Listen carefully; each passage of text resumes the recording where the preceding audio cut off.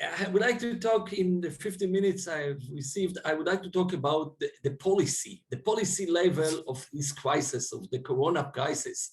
And as you can see from the next slide, let me press here. Yeah, from the next slide, we're talking about a year and 2 months only since this pandemic became part of our life. It's only a year and 2 months, but it's a huge time for all of us, okay? Globally, you mentioned before, Tara, that this is a global issue. Yes, it is. So let's go back to March, April 20. This was the first closure of schools in Israel, and I think in many other countries in the world, okay? Suddenly, out of the blue, I remember the first day I went to my university, it was the first day of our second term. And then I realized I was the only one there because the students refused to attend the university. They heard about this gruesome pandemic, so they didn't want to be part of the university. So the first response was shock. And you know, the policymakers, they are not so as effective as we would like them to be. But when they are shocked, or in times of crisis, their ineffectiveness is more prominent. So this was shock. There were many difficulties. What about unprivileged students? Not enough computers. So when I go back to these days, people didn't know what to do, let alone in the educational system. So the school closed, there was a lockdown.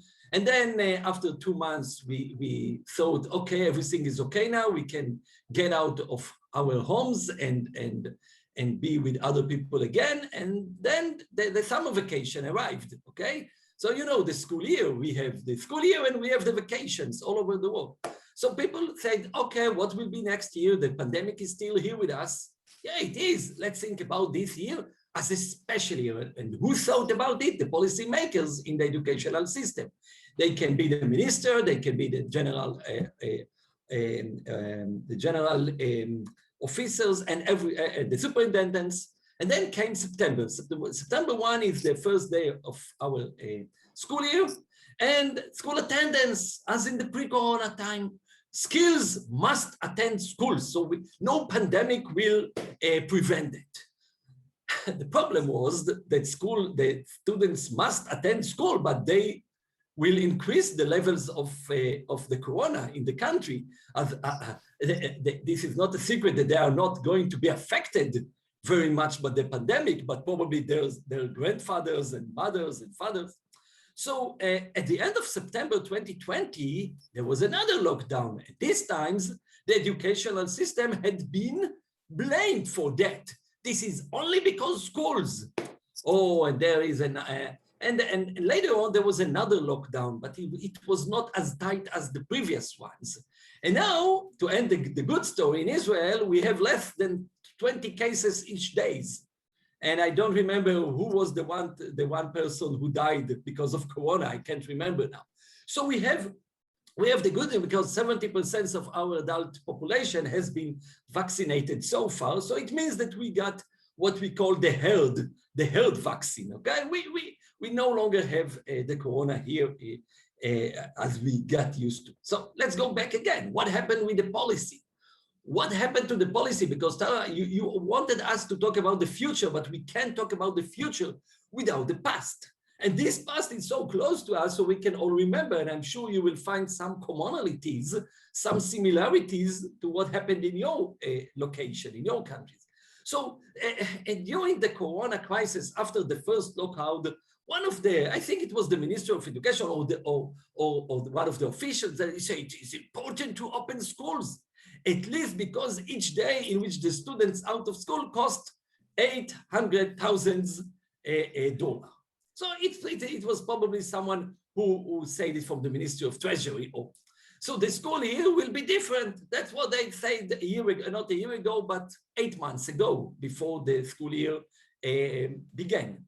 So they said this year will be based on Zoom, but not only Zoom.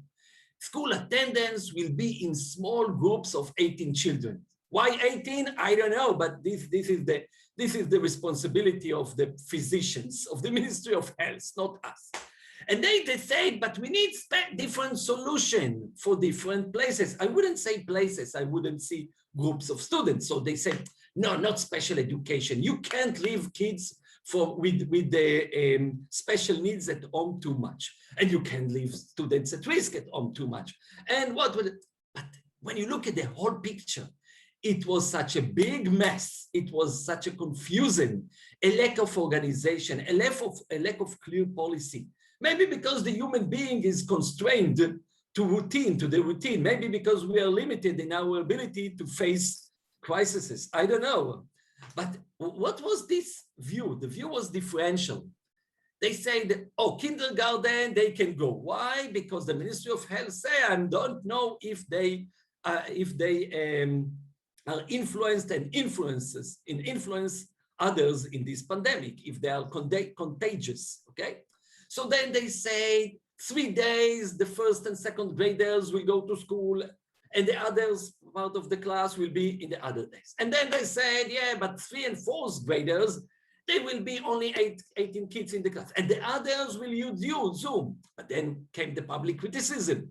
So the people say, but kids need kids. How can you leave them at home? We get crazy, you know, and we have some families that are very large, at least in the ultra-Orthodox Jewish or in some Muslim communities, they have many kids at home, so it's a problem. So Zoom, also they decided Zoom plus 2 days. Now I'm talking in this way, and you can feel and you can feel my cynical tone in my voice, okay? Because this is cynical, you know, after all, it was like a trial and error and trial all the time. So 2 meters between kids, special agreements for teachers. Teachers have been afraid.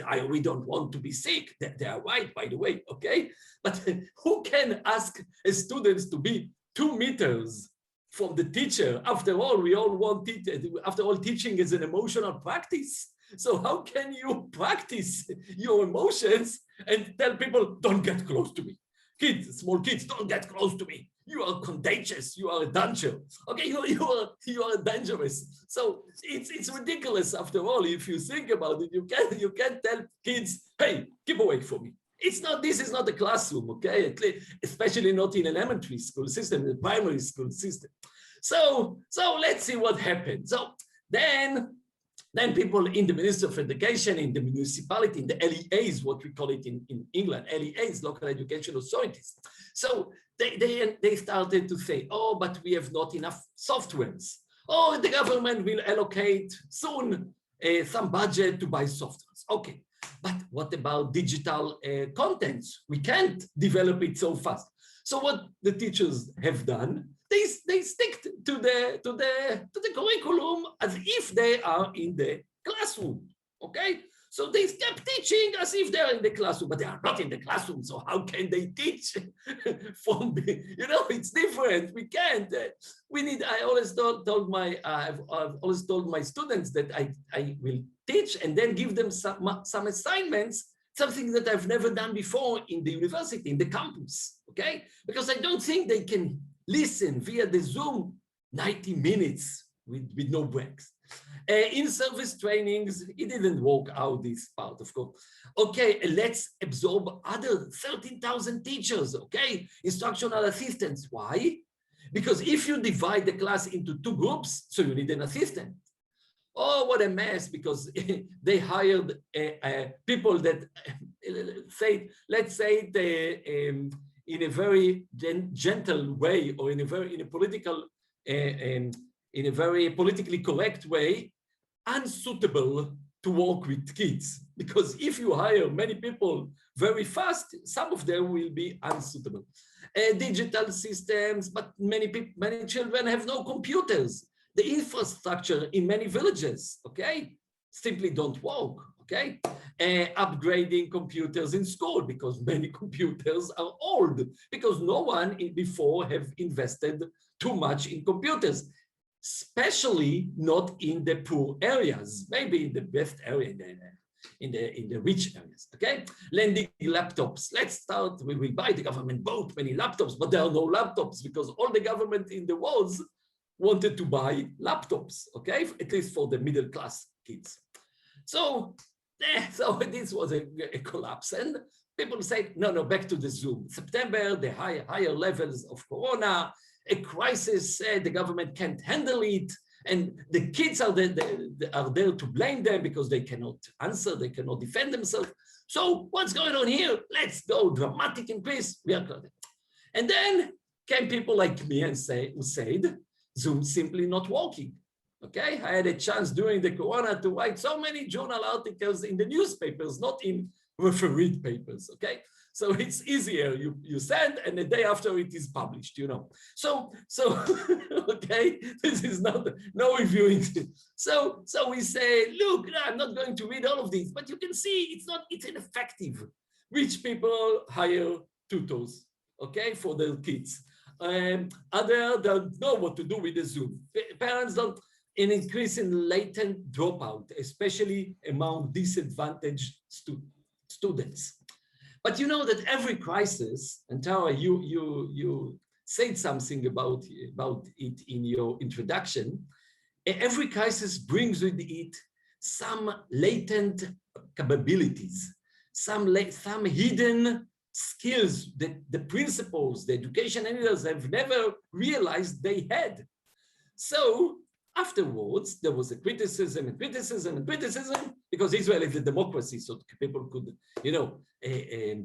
raise their criticism. So children attended their kindergartens again and special education, but the principals, and this was something genius, they decided to extend the formal definitions of those students who could attend the schools.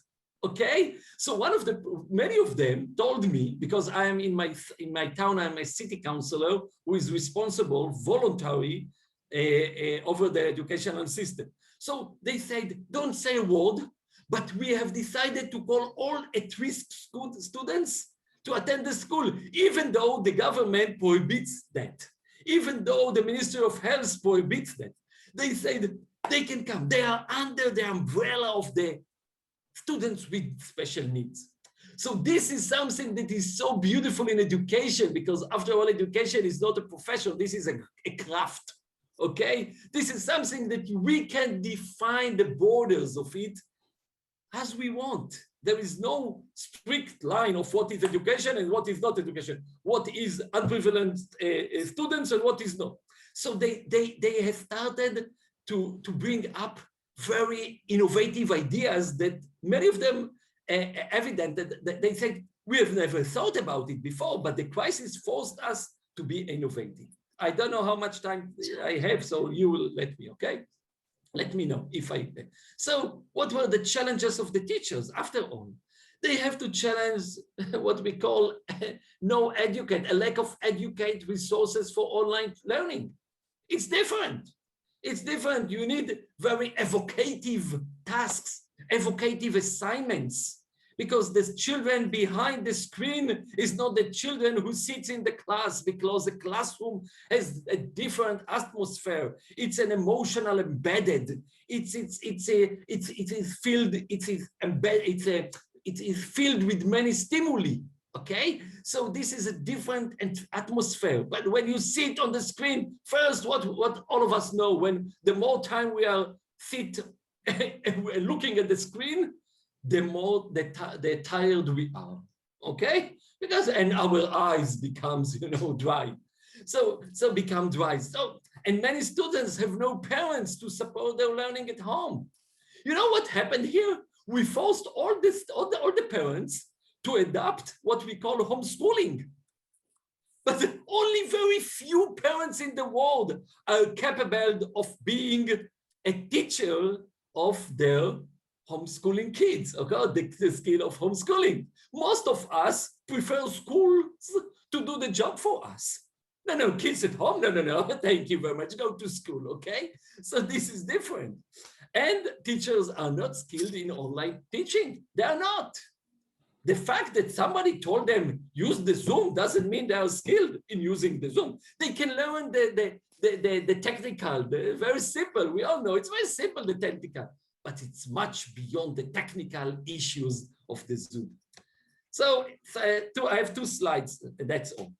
First, initial conclusion when they maybe also in the future, Tara, I don't know, because this is part of the human nature.